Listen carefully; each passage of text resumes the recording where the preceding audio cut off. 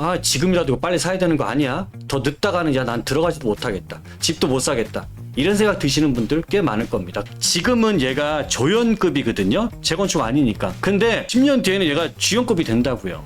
투자는 여러분들 이거예요. 저평가돼 있으면서 미래 가치가 훌륭한 것들을 찾고 이런 곳에 미리 남들보다 한 발 빠르게 들어오는 게 재테크입니다. 근데 여기에서 분담금을 거의 내지 않고 25억짜리 아파트를 받는다라고 한다면 이건 해야 되는 겁니까? 말아야 되는 겁니까?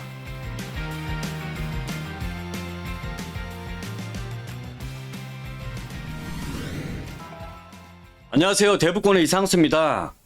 시청자분들, 요즘에 서울의 아파트 보면 정말 무섭지 않나요? 패닉바잉 징조가 곳곳에서 현재 나타나고 있거든요.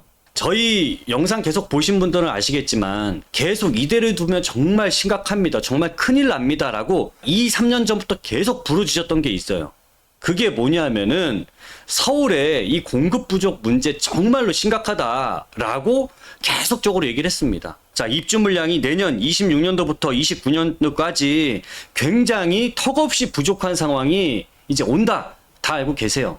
근데 그렇게 알고 그냥 다 오는구나. 일이 끝나면 안 된다고. 여러분들이 여기서 뭔가 대비를 하셔야 되는데 지금 이 상황이 왜 이렇게 심각하냐 하면요. 21년도, 22, 23, 24, 25년도까지 오면서 여러분들 이때 경험하지 못했던 부동산 규제를 맞이합니다. 그때 규제가 뭐가 있었죠? 취득세 중과, 그 다음에 보유세 중과, 그 다음에 양도소득세는요.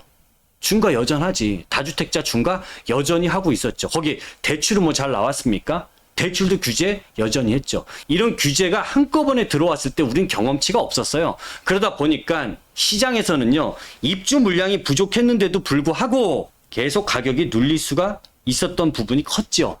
이거를 무시하는 지역이나 이런 지역 일부만 그걸 돌파해서 나갔지 대부분의 지역들은 이 규제에 딱 얼어버렸죠. 그러다 보니까 공급 입주 물량이 부족하더라도 이 가격 상승을 잡아낼 수가 있었죠. 근데 그로부터 지금 몇 년 지났습니까? 4, 5년이 지났어요.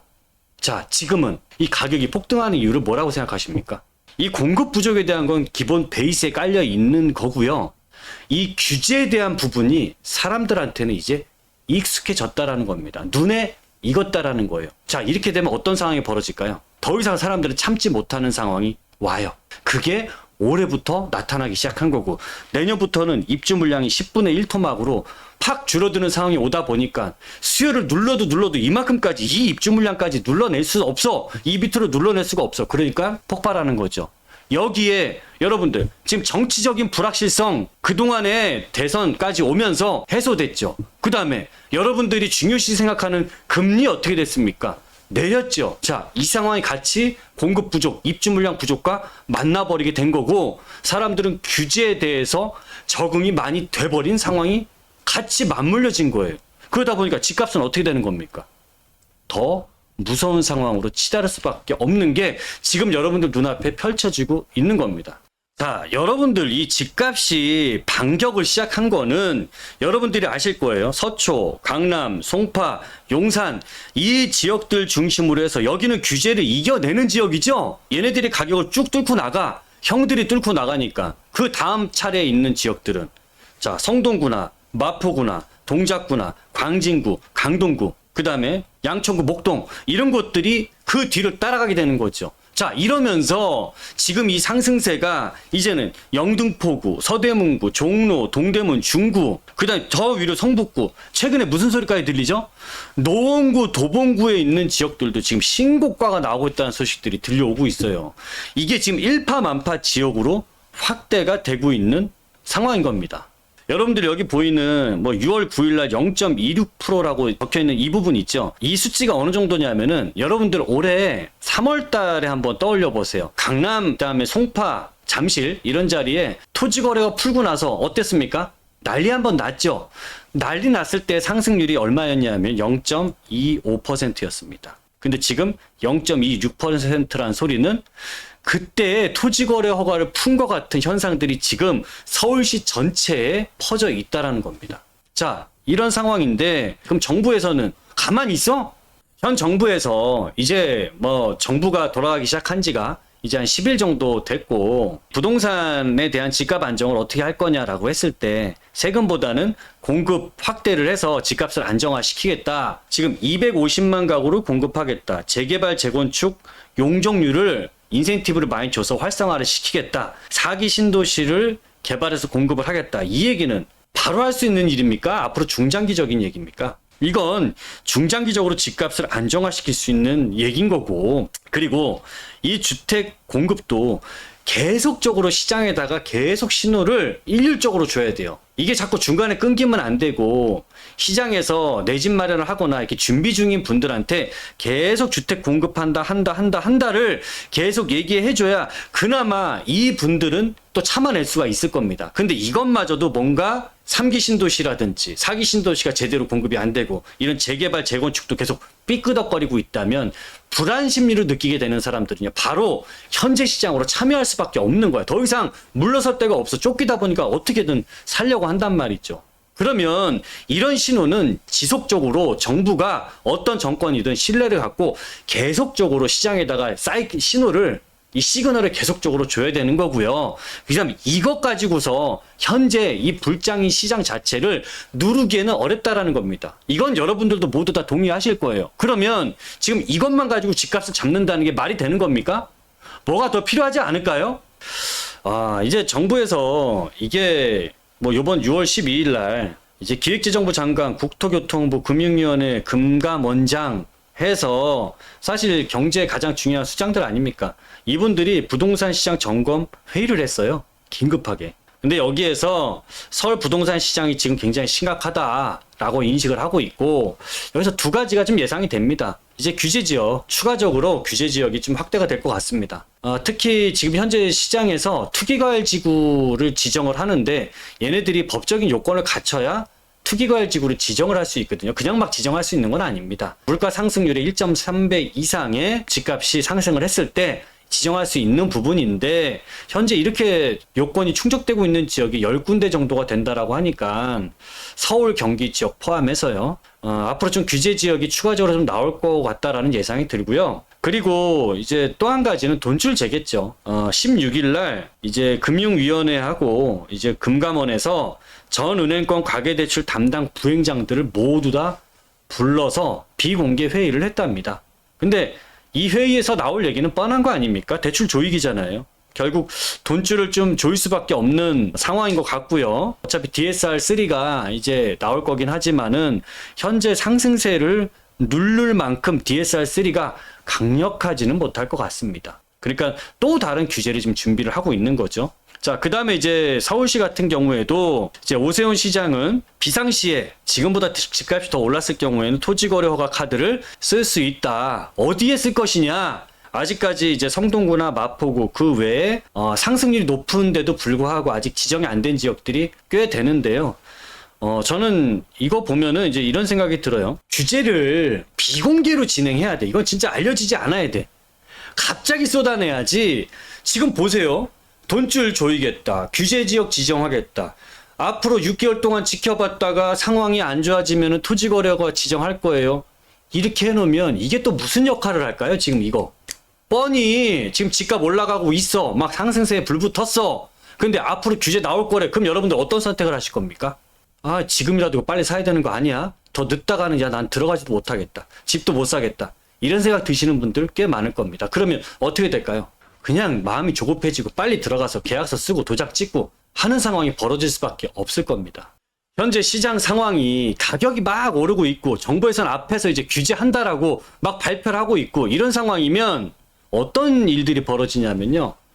요즘에 제가 상담을 하거나 세미나 할 때 많이 느끼는 건데, 이분들이 계속 내가 보고 있던 아파트들이나 집들이 있어요. 근데 얘네들이 물건이 사라져버리게 되고 계좌 안 나오게 되고 가격이 여기서 5천만 원, 1억 바로 뛰어버리잖아요. 그러면 확 갑자기 멘붕이 와요. 그러면 이건 내가 지금 너무 비싸져 갖고 내가 못 사니까 주변에 있는 다른 거라도 막 사야 되겠다 라고 해서 엉뚱한 걸 사는 경우들은 왕왕 받습니다. 그리고 여러분들이 하셔야 될 것 중에 꼭 하나 기억하셔야 될 게 있어요.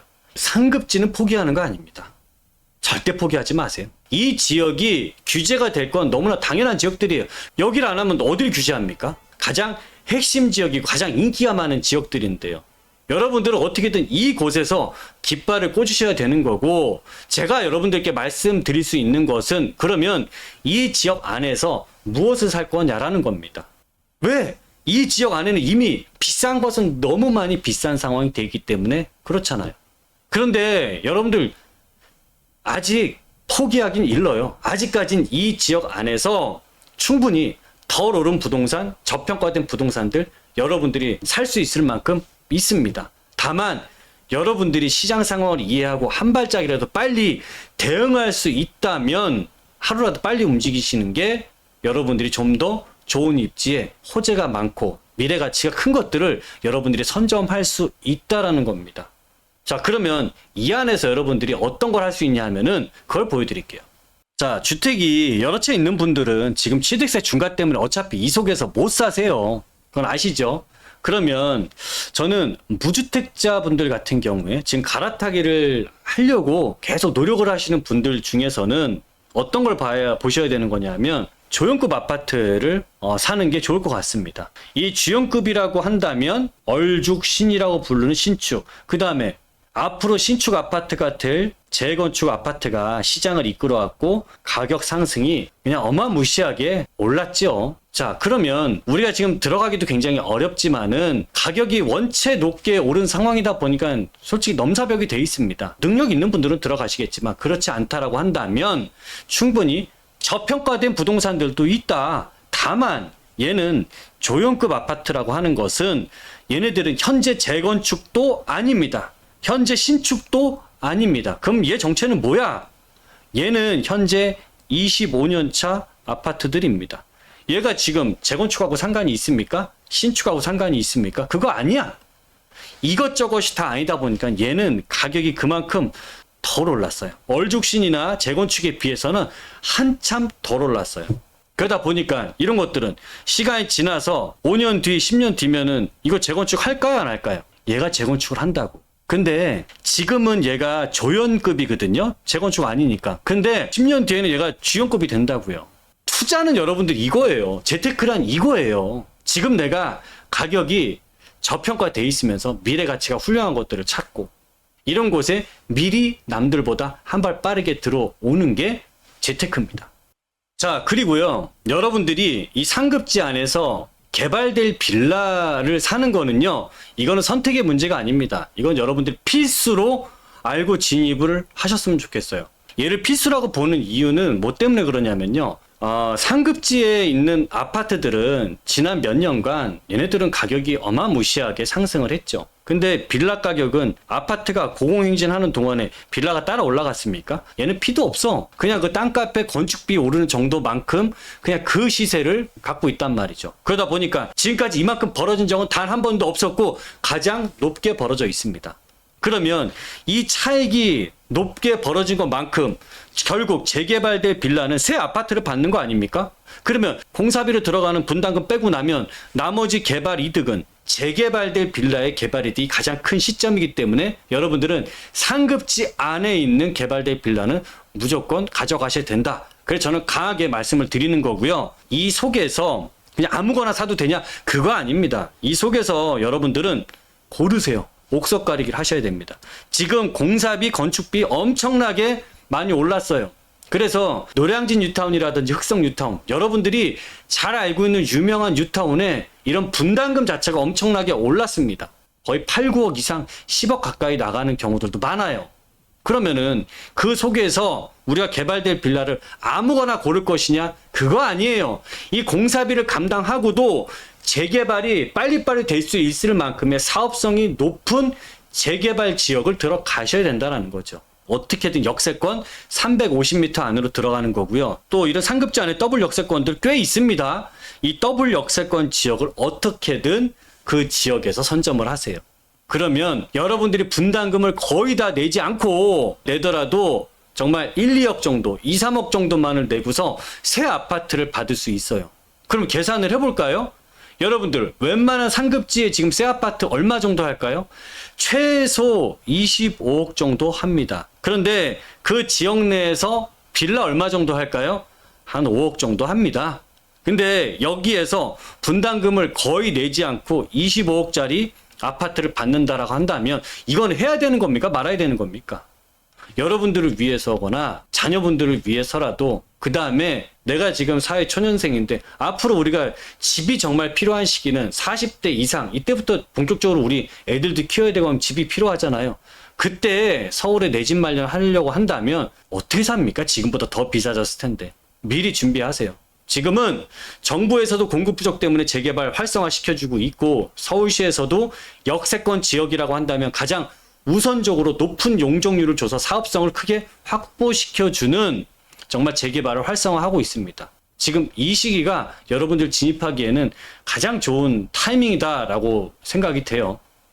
그래서 저희도 세미나 시간에는 여러분들이 정말 작은 소액을 가지고서 지금 여기서 보시는 조형급 아파트 이것도 1, 2억으로 어떻게 삽니까? 솔직히. 암만 저렴하게 사더라도요. 최소 7, 8억 이상 내 돈 있어야 여기 있는 조형급 아파트 갭 투자라도 할 수 있습니다. 이런 더블 역세권 지역에 개발될 빌라 투자는 여러분들이 1억이나 2억 정도를 가지고 있어도 충분히 투자를 할 수 있습니다. 저는 이 부분들을 좀 여러분들이 깊게 생각을 하시고요. 지금 시기에 여러분들이 어떤 선택을 해야지 내가 더 나은 미래를 살 수 있는지 좀 고민을 저와 같이 해보셨으면 좋겠습니다. 매주마다 저희가 세미나를 하고 있으니까 그때 참석하셔갖고 여러분들이 생각하고 있는 질문도 저희한테 많이 하시고요. 저희 또 질문에 대한 답변을 가장 합리적이고 현명한 답변이 될 수 있도록 여러분들한테 알려드리도록 할 테니까 그때 찾아뵙고서 많은 얘기를 같이 해봤으면 좋겠습니다. 자, 오늘 제가 현재 돌아가는 시장 상황과 우리가 그 속에서 어떤 대응을 하는 게 가장 최선의 선택일지에 대해서 우리 시청자 여러분들과 함께 알아봤습니다. 오늘 내용이 도움이 되셨다면 구독과 좋아요, 알람 설정 부탁드리고요. 지금까지 이상수였습니다. 감사합니다.